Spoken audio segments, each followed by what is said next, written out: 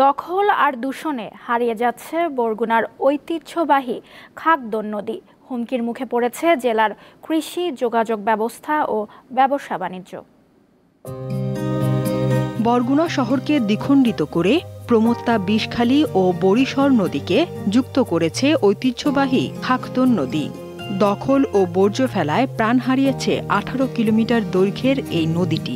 ময়লা আবর্জনা ফালাইয়া ভরিয়ে ফেলাইছে। নদীর অনেক বড় ছিল, আগে লঞ্চ 2-3টা আসা যাওয়া করতে, এখন আস্তে আস্তে 2 পার দিয়ে ভরিয়ে দিতেছে, দখল করে নিতে আছে। এত প্রশাসন দখল করছে সব, মানে এরা ভরে যায়, এরা দখল করে। অবৈধ দখলদারদের তালিকা করে উচ্ছেদ কার্যক্রম শুরু এবং নদীর সীমানা নির্ধারণের দাবি জানিয়েছে পরিবেশবাদী সংগঠনগুলো।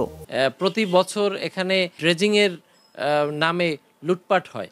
আমরা চাই এই খাগদন নদী অবৈধ দখলমুক্ত হবে এবং এটি খনন করে পায়রা এবং বিষখালীর সাথে এর সংযোগ স্থাপন করা হবে।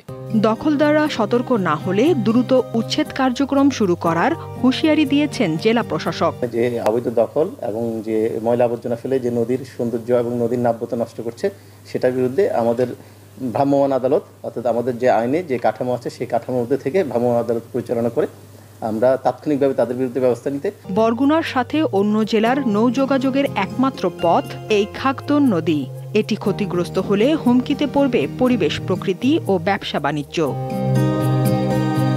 দীপ্ত বার্তা কক্ষ।